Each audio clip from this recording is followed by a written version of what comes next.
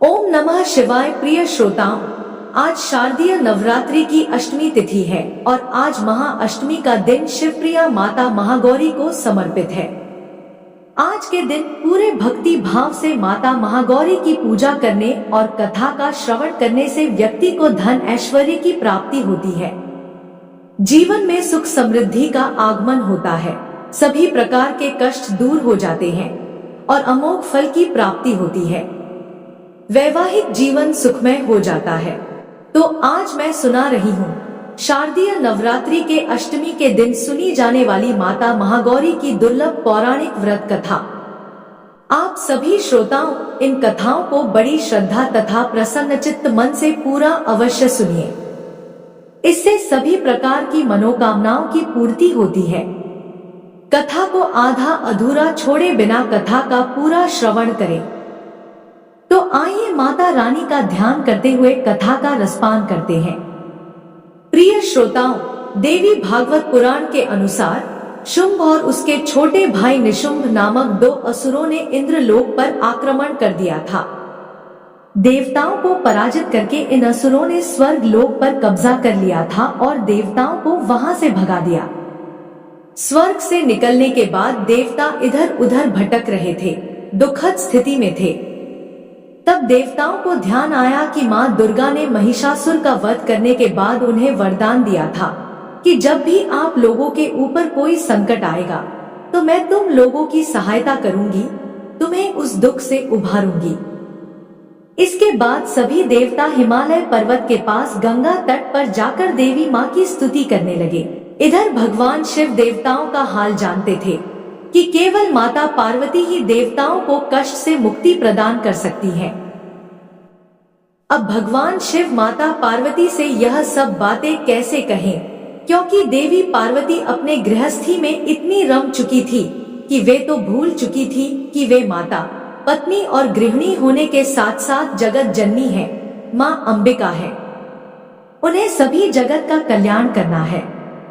अब इसके लिए भगवान शिव ने माता पार्वती को व्यंग करते हुए कहा, देवी, आज तो तुम काली की तरह लग रही हो, तुम्हारा गौरव कहाँ गया? जब से तुम काली का रूप धारण की थी तब से तुम्हारी काया धूमिल हो गई है। भगवान शिव के इस मजाक से देवी पार्वती नाराज हो गई और कहा, आपने मुझे काली क्यों कहा? मैंने तो सोचा था कि आप मुझे हर रूप में प्रेम करते हैं, किंतु आज आपने मेरा उपहास किया। अब मैं आपको गोरी होकर दिखाऊंगी।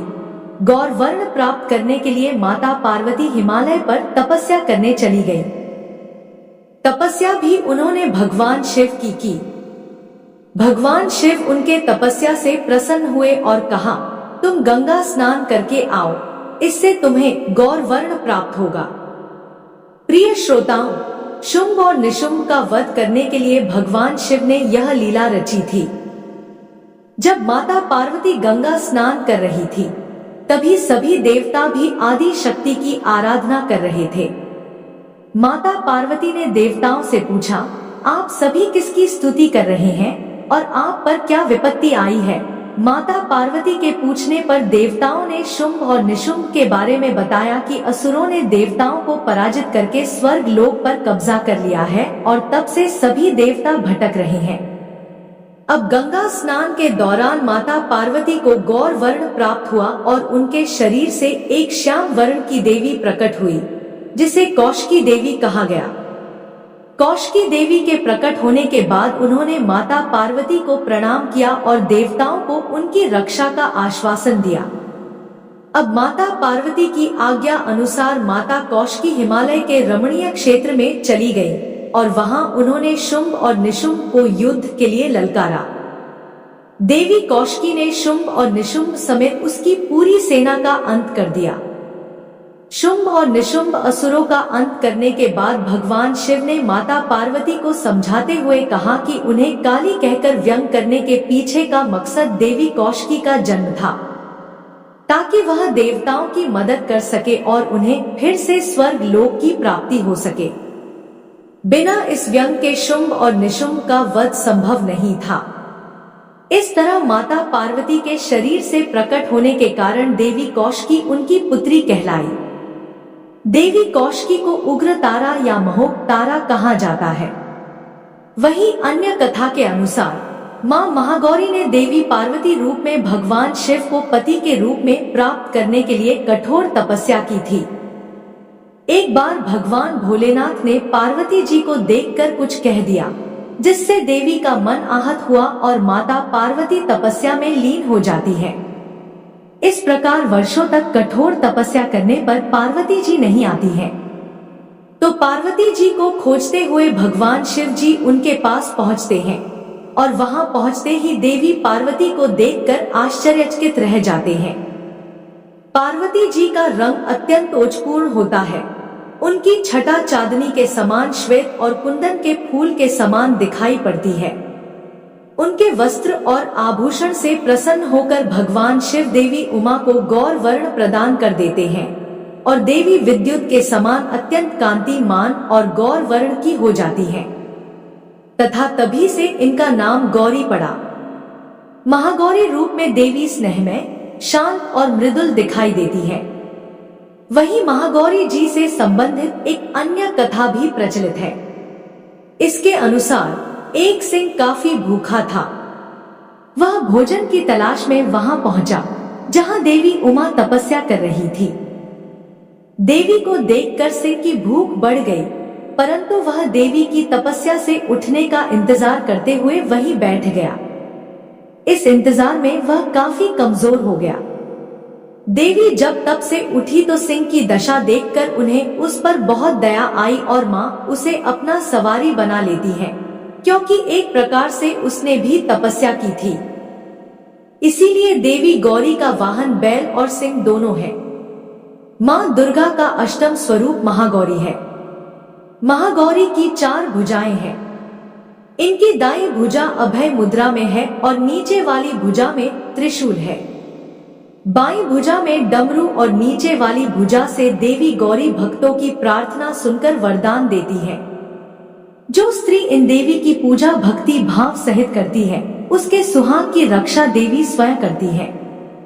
कुंवारी कन्या मां की पूजा करती है तो उससे योग्य वर प्राप्त होता है। पुरुष जो देवी गौरी की पूजा करते हैं, उनका जीवन सुखमय रहता है। देवी उनके पापों को जला देती है और शुद्ध अंतःकरण देती है।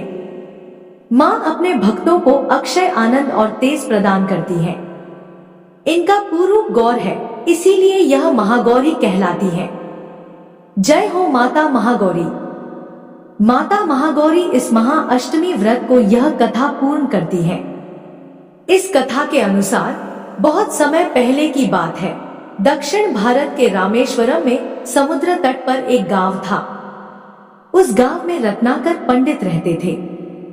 पंडित रत्नाकर शिवजी और माता आदि शक्ति के बड़े भक्त थे। उस गांव में पंडित रत्नाकर का मान सम्मान तो बहुत था, पर उनके कोई संतान नहीं थी। पंडित रत्नाकर की पत्नी हमेशा मां आदि शक्ति से संतान की मन्नत मांगती रहती थी। उन्होंने लगातार कई वर्षों तक मां की पूजा अर्चना की। कई सालों से संतानहीन पंडित रत्नाकर की पत्नी की प्रार्थना एक दिन माता ने सुन ली और वह गर्भवती हो गई। तो एक रात पंडित रत्नाकर के सपने में एक बालिका ने आकर कहा, मैं तुम्हारे घर में आ रही हूँ, पर मेरी एक शर्त है। मैं जो कुछ करना चाहूँ तुम मुझे रोकोगे नहीं। पंडित रत्नाकर को यह आभास हो गया था कि मां आदि शक्ति के सत, रज और तम को दिखाने वाले 3 रूप महासरस्वती, महालक्ष्मी और महादुर्गा ने मिलकर ही इस कन्या का रूप लिया है। समय आया और माता की कृपा से इस दिव्य कन्या का जन्म हुआ। पंडित रत्नाकर को यह पता चल गया था कि यह कन्या मां आदि शक्ति ने धर्म की रक्षा के लिए ही प्रकट की है। पंडित रत्नाकर उसी भाव से कन्या का लालन पालन करने लगे। तीनों महाशक्तियों के मिलन के उस स्वरूप को उन्होंने त्रिकुटा नाम दिया और उस बच्ची का नाम रखा त्रिकुटा। त्रिकुटा का स्वभाव जन्म से ही अनोखा था। बचपन से ही वह पूजा पाठ और धार्मिक कार्यक्रमों को देखकर प्रसन्न होती थी। त्रिकुटा को यह पता चल गया था कि भगवान विष्णु ने भगवान श्री राम के रूप में धरती पर अवतार ले लिया है। त्रिकुटा ने यह संकल्प ले लिया कि वह भगवान श्री राम से ही विवाह करेंगी, अन्यथा आजीवन कुंवारी ही रहेंगी। त्रिकुटा ने अपने पिता से कहा कि वह रामेश्वरम के तट पर रहकर तपस्या करना चाहती है। शर्त के मुताबिक पंडित रत्नाकर ने उसे नहीं रोका। 10 वर्ष की उम्र से ही त्रिकुटा समुद्र तट पर एक कुटिया बनाकर रहने लगी और भगवान श्री राम को पति मानकर उनको पाने के लिए कठोर तपस्या करने लगी। इसी तरह कठोर तपस्या करते करते त्रिकुटा को बहुत वर्ष बीत गए। सीता हरण के बाद भगवान श्री राम अपने भाई लक्ष्मण के साथ वानर सेना लेकर सीता की खोज करते हुए रामेश्वरम पहुंचे। श्री राम को पुल बंध जाने तक वहां ठहरना था। भगवान एक दिन विचरण कर रहे थे, तभी समुद्र तट पर एक तेजस्विनी ध्यान मग्न कन्या को देखकर बहुत चकित हुए। उस कन्या के तप से वह स्थान अलग ही रोशनी से प्रकाशित हो रहा था। भगवान श्री राम उस कन्या के तपोस्थल तक पहुंचे।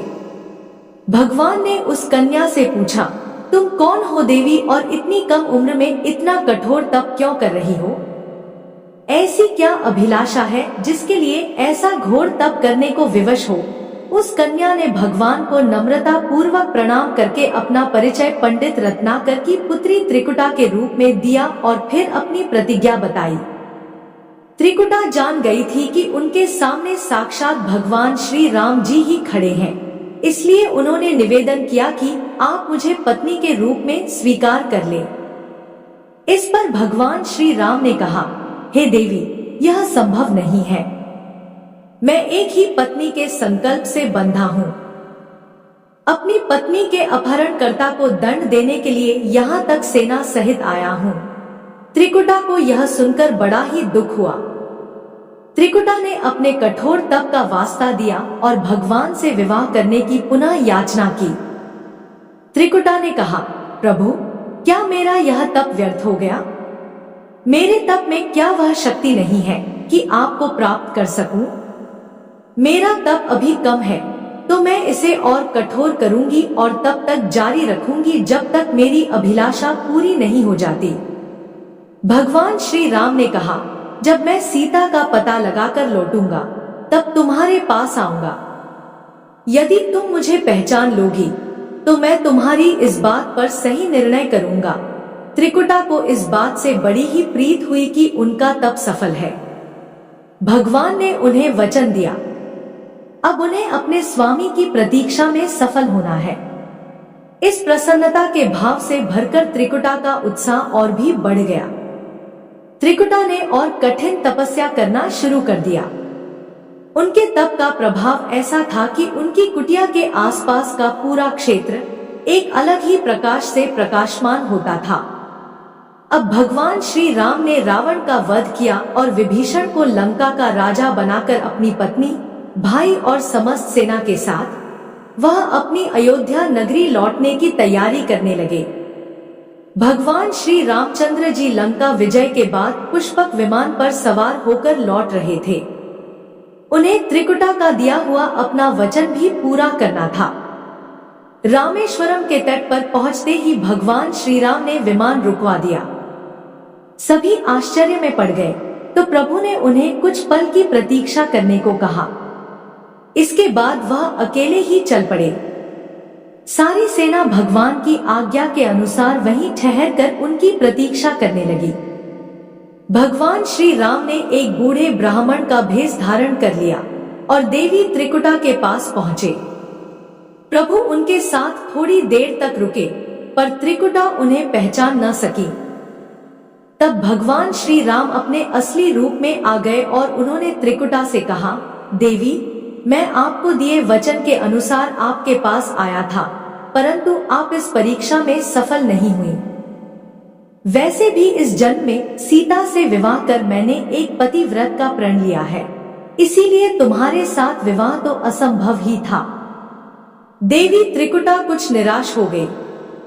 भगवान ने उनकी मनोस्थिति समझ ली और मधुर वचन में बोले, हे देवी, आपको निराश होने की आवश्यकता नहीं है। तुम्हारा यह संकल्प मैं पूरा करूंगा, लेकिन इस युग में तो मैं एक ही पत्नी व्रतधारी होने के कारण विवश हूँ। लेकिन कलयुग में जब मैं कल्कि के रूप में अवतार लूंगा, तब मैं तुम्हें अपने पत्नी के रूप में अवश्य स्वीकार लूंगा। तब तक तुम हिमालय स्थित त्रिकूट पर्वत पर जाकर तप करो और मेरे अवतार की प्रतीक्षा करो। भगवान श्री राम ने त्रिकुटा को वरदान देते हुए कहा, तुम भक्तों के कष्ट और दुखों का नाश करते हुए इस संसार का कल्याण करती रहो। श्री विष्णु का अंश होने, उनके कुल में अवतार होने तथा विष्णु पूजन होने के नाते सारा संसार तुम्हें माता वैष्णो देवी के रूप में पूजा करेगा।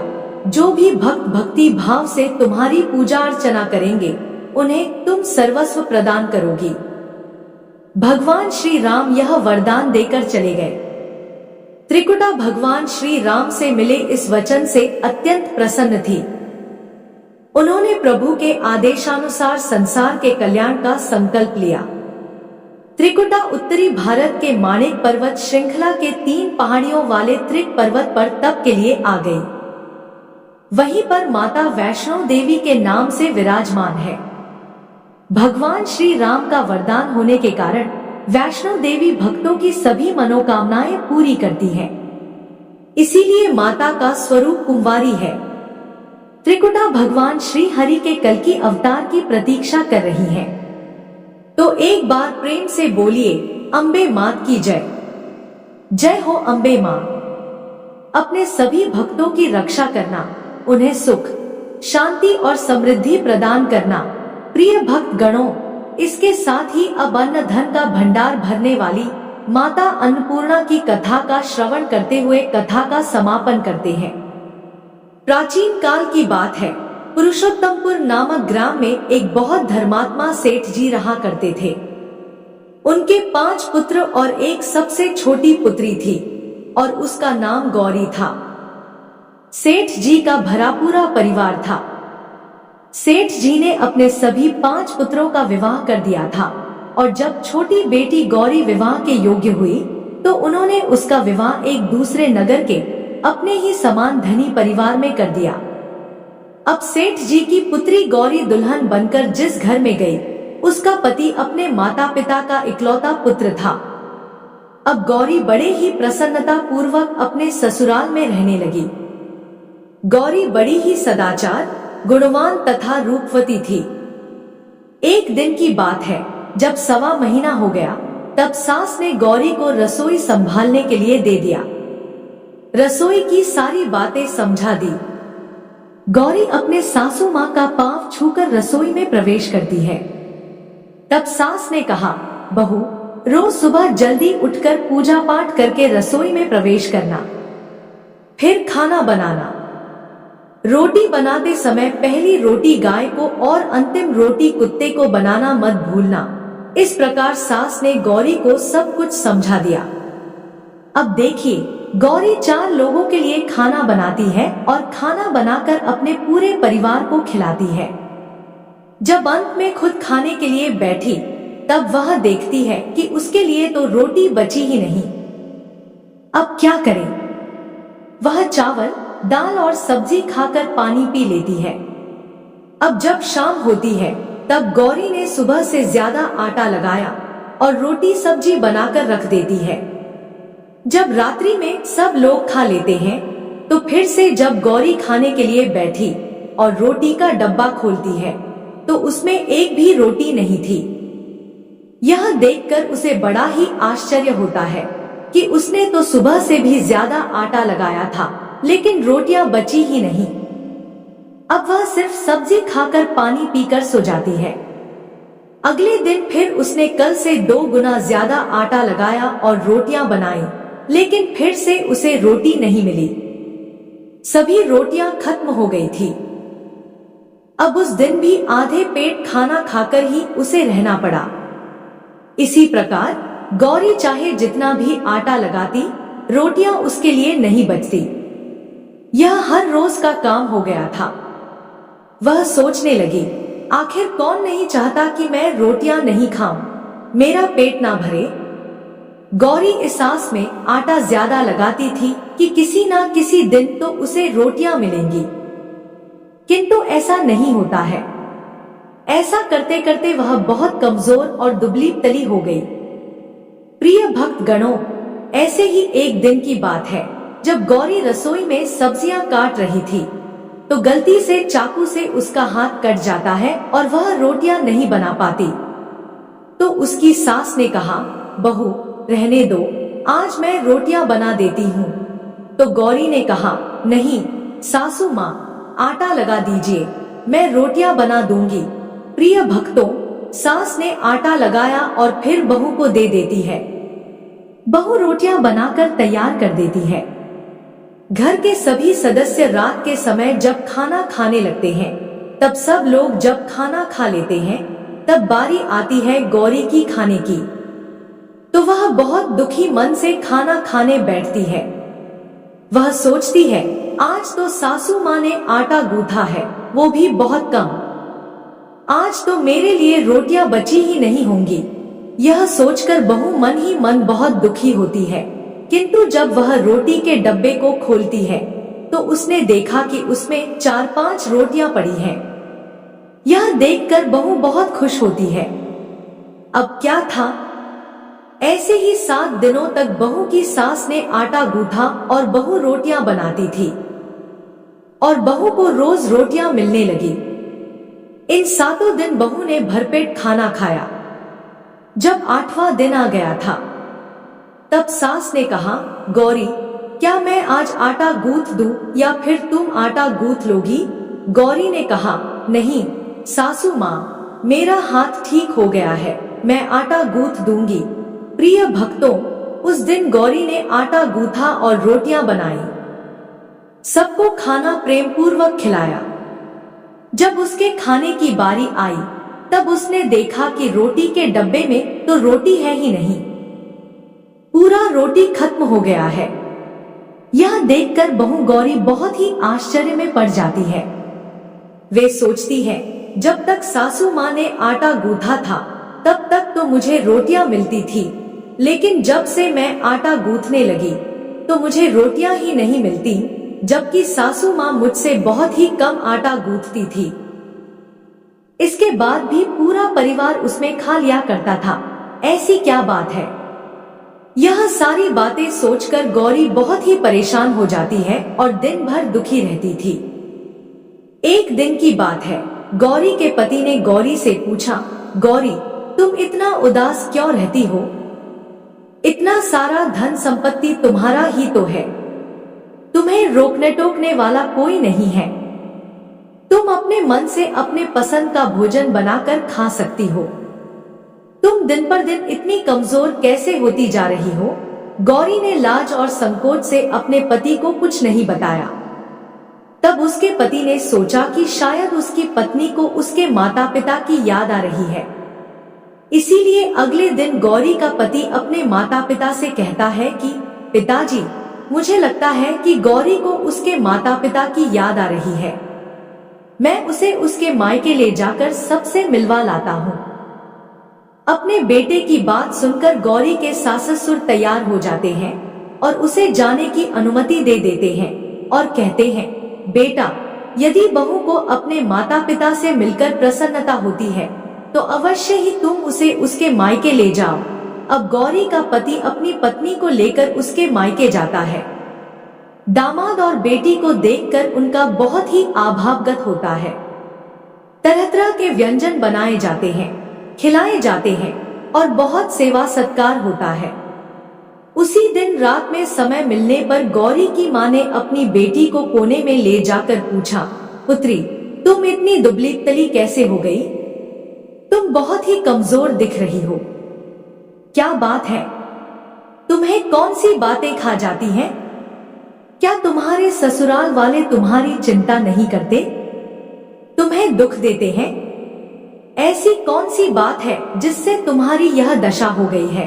अपनी माँ की बातें सुनकर गौरी अपनी सारी परेशानी, सारी चिंताएं सब कुछ बताती है। अपनी बेटी की बात सुनकर गौरी की माँ ने कहा, बेटी हमें लगता है माँ अन्नपूर्णा तुमसे नाराज हो गई है। इस विषय में तो मैं कुछ नहीं कर सकती, लेकिन तुम्हारे ससुराल में हमारा बोलने का कोई अधिकार नहीं है। इसीलिए मैं तो कहूंगी कि तुम यहाँ से जाने के बाद इस विषय में अपने सास और ससुर से बात करना। वही कुछ हल बताएंगे और तुम्हारी समस्या का समाधान होगा। बेटी, माँ अन्नपूर्णा जिससे नाराज होती है उसके साथ ऐसा ही होता है। अब अपनी माँ की बातें सुनकर गौरी निश्चय करती है कि वह सारी बातें अपने सासू माँ से कहेगी। अब जब सुबह का समय होता है तो गौरी अपने माता पिता से विदाई लेकर अपने ससुराल आ जाती है। ससुराल आने के बाद वह अपने सास, ससुर और पति से सारी बातें कह सुनाती है। वह कहती है, माँ जी, जब से मैंने रसोई संभाला है और खाना बनाती हूँ तब से मुझे एक भी दिन रोटियां नहीं बचती। मैं बिना खाए ही सो जाती हूँ। कभी कभी तो पानी पीकर सो जाती हूँ और कभी कभी चावल सब्जी खाती हूँ। रोटी तो मुझे मिलती ही नहीं है। और माँ जी, आपको याद है मेरा हाथ कटा था तब आप उस समय आटा गूंथा करती थी और वह भी बहुत कम मात्रा में, फिर भी मुझे रोटियां बचा करती थी और मैं भरपेट खाना खाती थी। लेकिन अब जब मेरे हाथ का घाव ठीक हो गया है तब से मैं फिर से आटा गूंथने लगी और रोटियां बनाने लगी। अब मुझे फिर से रोटियां नहीं बचती। मैं आधे पेट ही खाना खाती हूँ। अपनी बहू की बातें सुनकर सास को सब कुछ समझ में आ गया। उसने कहा, बहू, यह शायद मेरी ही गलती है। मैंने तुम्हें सब कुछ बताया, सब कुछ सिखाया, लेकिन एक बात तो बताना भूल ही गई। ऐसा कहकर सास अपनी बहू का हाथ पकड़कर रसोई में ले जाती है। एक परात में आटा निकालकर उस आटे को अच्छे से गूंथती है। गूंथने के बाद उस गुथे हुए आटे पर अपने उंगलियों के 5 छाप लगा देती है और कहती है, बहू, यह माँ अन्नपूर्णा का छाप होता है, उनका चिन्ह माना जाता है। आटा लगाने के बाद कोई भी स्त्री इस तरह छाप लगाती है तो उसके घर में बरकत होती है। इसका अर्थ यह है कि माँ अन्नपूर्णा की कृपा सभी परिवार वालों पर बरसे और कोई भी सदस्य भूखे पेट न सोए। बहू, मैं तुम्हें ऐसा बताना भूल गई। आज से तुम आटा लगाते वक्त आटे पर अपने 5 उंगलियों का छाप छोड़ देना और माँ अन्नपूर्णा तुम्हारे ऊपर अवश्य ही कृपा करेंगी। तुम कभी भी खाली पेट या भूखे पेट नहीं सोओगी। यह बरकत का चिन्ह होता है। अब अपने सासू माँ की बात सुनकर बहू हर रोज आटा गूंथती और फिर उस पर अपने 5 अंगुलियों की छाप छोड़ देती और फिर रोटियां बनाती। अब बहू को भी हर रोज रोटियां मिलने लगी। वह पेट भर भोजन करने लगी और स्वस्थ भी हो गई। माँ अन्नपूर्णा की कृपा उस पर बरसने लगी। उसके हाथ में माँ अन्नपूर्णा का वास हो गया। घर पर कोई भी सदस्य भूखा नहीं रहता और जो कोई मेहमान आता या कोई भी भिक्षुक आता उसे भी वह खाना खिलाकर ही घर से विदा करती। इस प्रकार बहू के ऐसे करने से उसके घर में बरकत होने लगी, अन्न की वर्षा होने लगी। प्रिय भक्त गणों, आटे को गूंथकर उस पर 5 उंगलियों का छाप लगाना हमारी पुरानी परंपरा है। यह माँ लक्ष्मी और अन्नपूर्णा का चिन्ह माना जाता है। ऐसा करने से माता अन्नपूर्णा सदा प्रसन्न रहती हैं और घर वालों पर अपनी कृपा दृष्टि बनाए रखती हैं। घर का कोई भी सदस्य भूखे पेट नहीं सोता। हमारे पूर्वजों से लेकर अब तक यह परंपरा चली आ रही है। सभी माताएं बहनें अपने 5 उंगलियों की छाप आटे पर अवश्य ही लगाती हैं और माँ अन्नपूर्णा से प्रार्थना करती हैं कि सबका पेट भरना, सबका कल्याण करना और घर में अन्नधन की वर्षा करना। ओम नमः शिवाय। जय माता दी।